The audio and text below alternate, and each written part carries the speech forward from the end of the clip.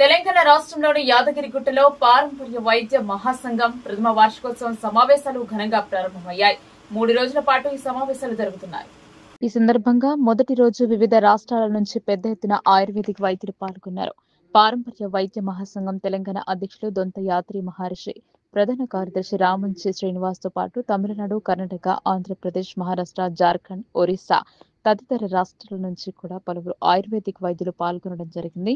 ఈ సందర్భంగా మౌలిక వైద్యానికి సంబంధించిన దాదాపు 100 రకాల మొక్కలను ప్రదర్శించారు. దీనికి సంబంధించి బుక్ స్టాల్ కూడా ఏర్పాటైంది. మొదటి రోజు పరస్పరం పరిచయ కార్యక్రమాలు జరిగాయి. వివిధ అంశాలపై కూడా లోతుగా చర్చించారు. ఆయుర్వేదంలో సమకాలీన పోకడలు, ఈ రంగం ఎదుర్కొంటున్న సమస్యలు, పరిష్కారాలపై ఫోకస్ చేయాల్సిన విషయాలపై చర్చించారు. యోగాపై కూడా ప్రాక్టికల్ గా ఈ సమావేశాల్లో వివరించడం జరిగింది.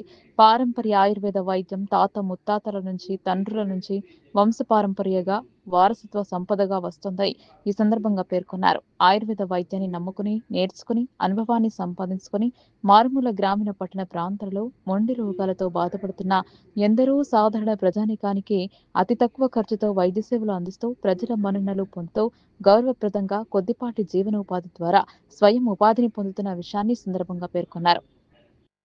పారంపర్య వైద్యుల వృత్తిపరమైన వైద్య సేవలలో వారు ఎదుర్కొంటున్న పలు రకాల ఇబ్బందులను గుర్తించిన కేంద్ర ప్రభుత్వం ఆ యొక్క ఆయుర్వేద వైద్య అనుభవం ప్రాతిపదికన మాకు పరీక్షలు నిర్వహించి కేంద్ర ప్రభుత్వ చట్టబద్ధ సంస్థ అయిన quality council of India New Delhi వారి నుండి TDU అనుమతి పొంది traditional community health care provider ద్వారా ధ్రువపత్రాలు పొందబడుతున్నాయని అన్నారు.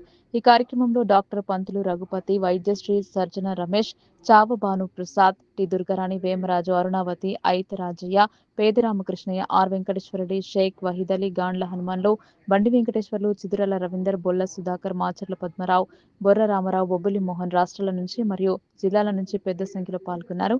ఈ సందర్భంగా జ్యోతి ప్రజ్వలన జరిగింది. అనంతరం వైద్యశ్రీ దొంత యాత్రి మహర్షి PUMS అధ్యక్షతన కార్యక్రమం జరిగింది.